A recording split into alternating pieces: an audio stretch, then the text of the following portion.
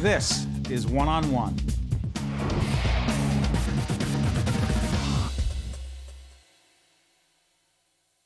Hi, I'm Steve Adubato. This is One on One at NJIT Newark at a crossroads. We are honored to have our friend and colleague, Marjorie Perry, President and Chief Executive Officer, MZM Construction and Management, also a board member of our parent not-for-profit, the Caucus Educational Corporation.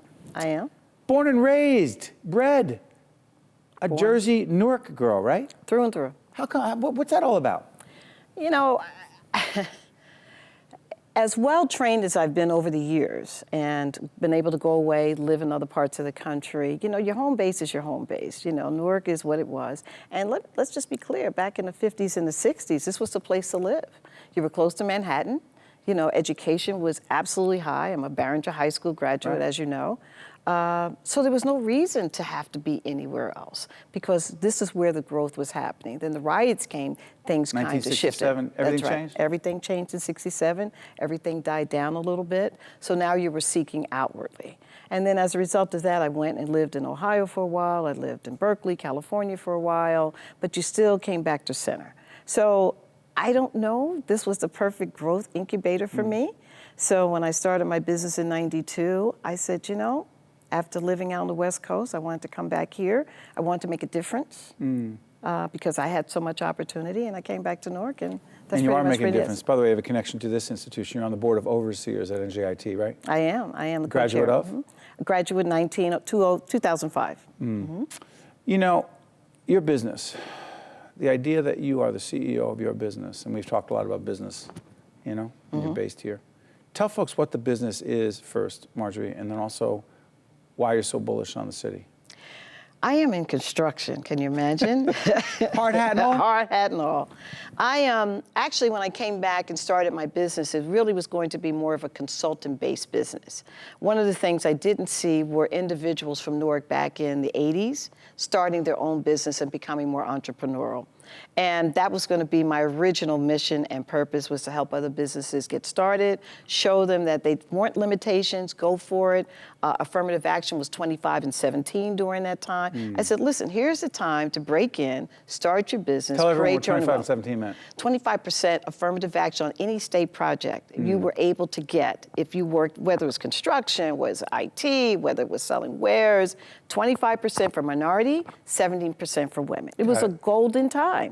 And met two gentlemen, and they wanted to start a construction company. I didn't have a clue. Started it for them. And then 2 weeks later, they didn't understand that what a financial statement was, so they couldn't figure out how they were going to get paid. So you were the CEO. So I became CEO. I bought them out in 1994. What's it like? You know, here's the good thing and the bad thing about some of the educational pieces that happened for me. We're not trained to be team leaders and team builders. That's one of the things that I realized as I became an entrepreneur and grew here.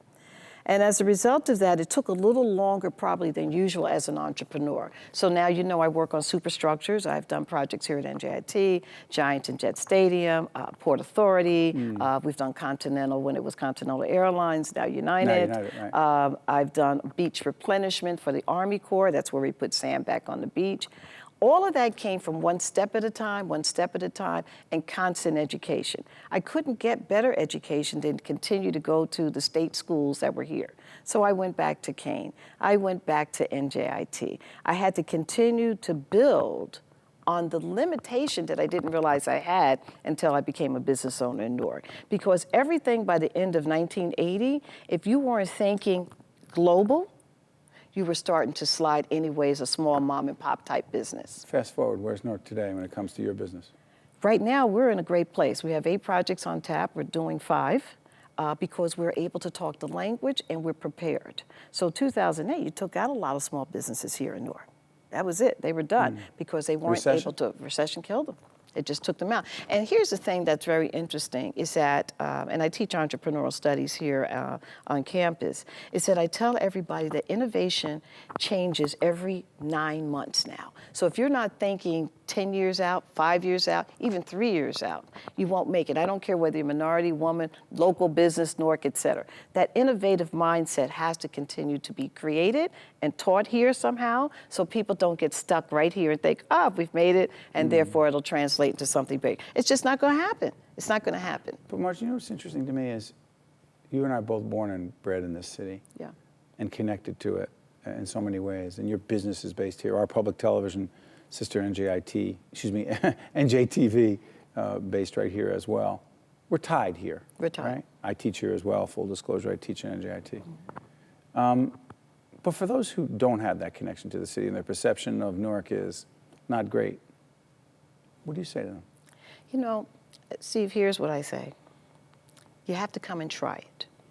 Now, we're probably a good 3 to 4 years away where that intersection and the buzz continues to grow. Is Newark hot? Newark is hot. Now? Newark is hot for development. Well, what are we 3 or 4 years away from? We're 3 or 4 years away where we have the foot traffic where people can feel like they can just walk anywhere in downtown Newark. That's 3 to 4 years. Not safe enough? I think it's safe enough, but you have to be conscious. Not for me, not for you. No, not. I'm talking about for people who don't know I think the we city. need a little bit more connecting the dots on the streets. And when that occurs, we have the foot traffic. You have Whole Foods coming into town. You know, Halsey Street, that's going to be a foot traffic kind of lane. And the more that development continues to happen and move toward Penn Station, then the crime rate will come down. Now, here's a backdrop of that. You still have folks who aren't able to get jobs or at least get menial jobs that's going to pay them well in the neighborhoods. So that crash is always going to walk up on you, okay? So how they're going to circumvent that, I don't know. The mayor is very proactive on keeping crime down here in the city of Newark. So those are the things that the business owners, safety officers, and strategic people who live here have to come together to kind of police our neighborhoods to make sure people can lose the perception of this is not the place to be. Real quick, you told our producers we need to become, in Newark, a destination city. What does that mean? Destination where people stay. Transitional, people get up and they leave. They come to the hotel, they have their meeting from Monday to Tuesday. Thank you, I had dinner downtown, I'm gone. We need them to stay. How do we get a W hotel here? You know, you know what I'm saying? Like a Hoboken or a Jersey City. We don't want them to leave. Honey, listen, I finished work on Thursday. Bring the family in. We're staying. That makes it a destination. We're not there yet. We're not there yet. Quick before I let you go. And all the work you've done, all the challenges you have faced, the successes you've had, number one leadership lesson you have learned so far is? Build great teams. Without great teams, you can't move forward and you can't see what's coming next. 2, get your emotions out of the way. Make sure that you stay on point for what the mission is and be adaptable. And 3, humility. Those are my leaderships. I got to remember that emotion thing. Yeah.